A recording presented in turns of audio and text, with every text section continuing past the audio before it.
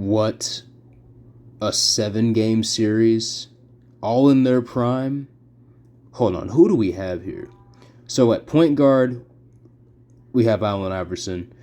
Basically, I see this as Team 2000s versus Team 2010s. That's the way I'm looking at this graphic. I'm just like, you got the best, you've got the overall most talented players from the 2010s, that era of basketball. It's funny how eras of basketball are really like, 10-year stretches, give or take, which I would say is a pretty accurate appraisal because, there are those stretches of 10 years or within that 10-year time span, that decade, where, what these players brought to the table ultimately defined what it was to be a fan or a observer of basketball during that time period.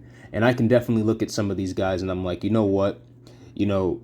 Most people don't really remember Dwight Howard being effective beyond what he did when he played in the 2000s.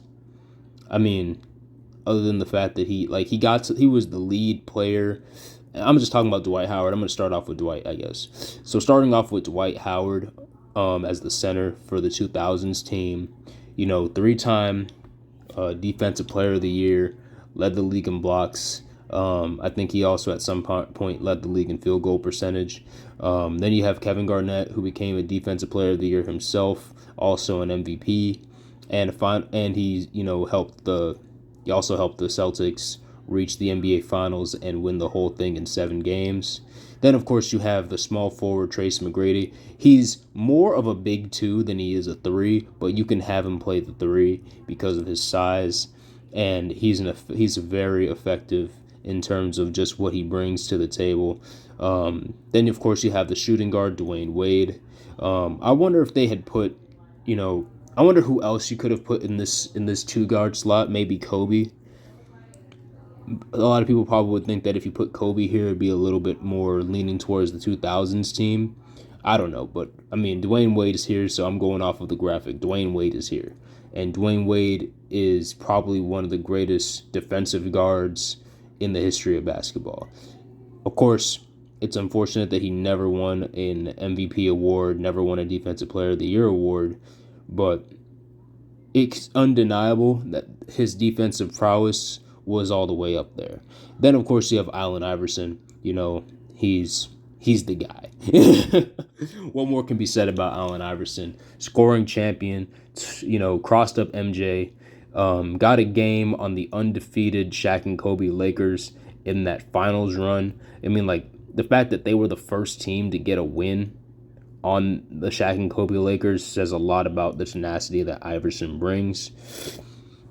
And then just appraising which of these players, I think on this top squad, 3 out of 5 of these players have won a championship, and only one of these players, and 4 of these players have played in the NBA Finals, and one of them has won an NBA Finals MVP. Now let's get to the bottom row. You got Stephen Curry, James Harden, Kawhi Leonard, Giannis Antetokounmpo, and Joel Embiid. Now you have 2 foreign players in this lineup, but I don't think their status of country of origin has anything really to do with the skill set here.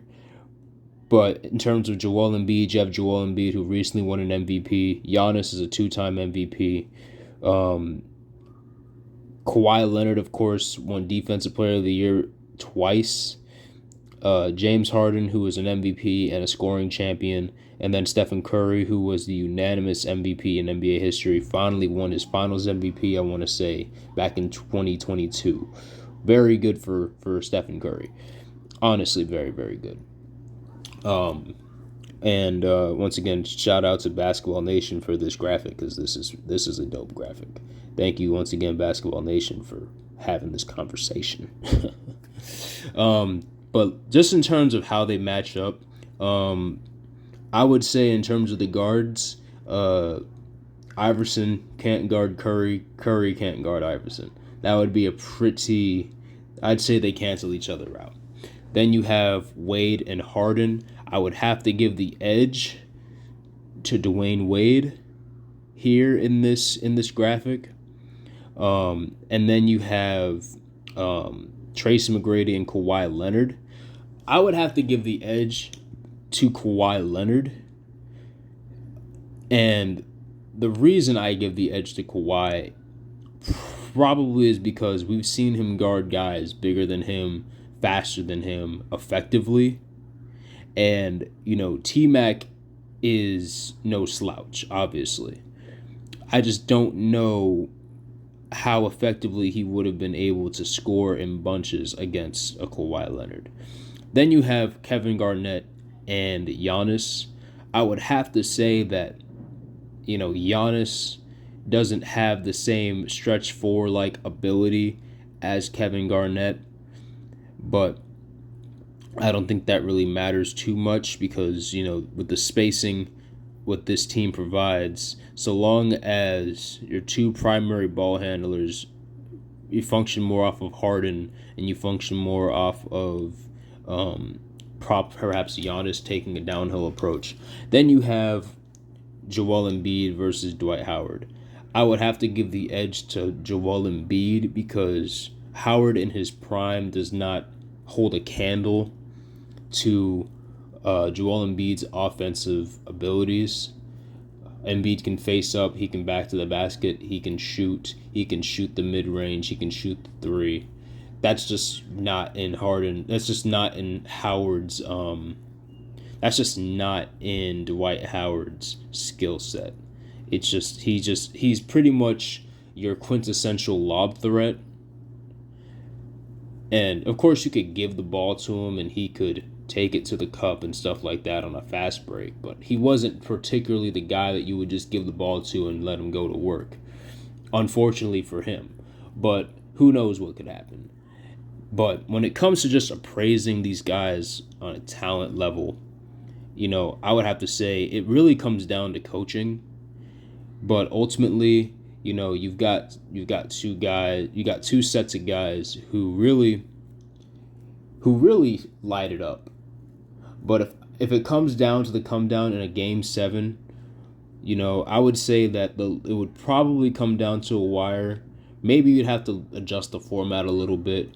But let's say it's the current league's format for how game 7s go. Who would get home court? I would probably have to give it to the older team, let the new generation prove themselves.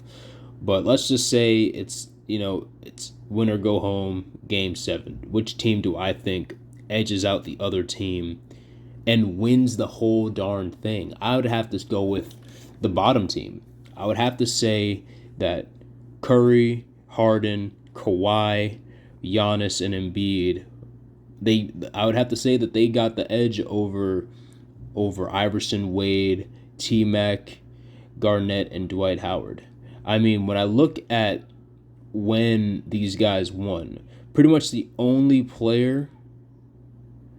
two players won championships in their respective decade. And the same could be said about the bottom as well, where only really Curry and Kawhi won in the 2010s. Giannis didn't win until 2021. But Howard didn't win all the way until 2020 as being a bench rider for the Lakers. KG won after joining the Big Three. Of course, T-Mac never got his due. Iverson never got his due. But Wade was a Finals MVP very early in his career. Curry only recently got a Finals MVP. Kawhi Leonard's a 2-time Finals MVP. Just going off of how many Finals MVPs each team has, the top team only has 1. The bottom team literally has 4. So just in terms of who would be able to turn it on the most, you have 3 Finals MVP-esque players on one team, and then you have only 1 Finals MVP-esque player on the other team. I would have to say the edge goes to the bottom team. 7-game series, the bottom team would probably win, but it would definitely come down to the fourth quarter. And this is no disrespect. This is just appraising.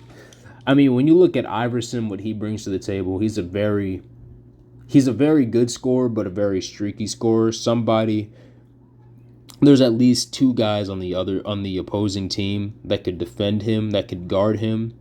Perhaps on Curry's team, who can really guard Stephen Curry? Maybe Dwayne Wade.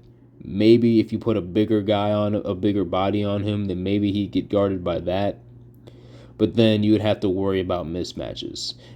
But as far as how these players match up, they're pretty even, I would say. I mean, Iverson's 6 feet tall, but has the explosiveness that brings him to like a 6'3".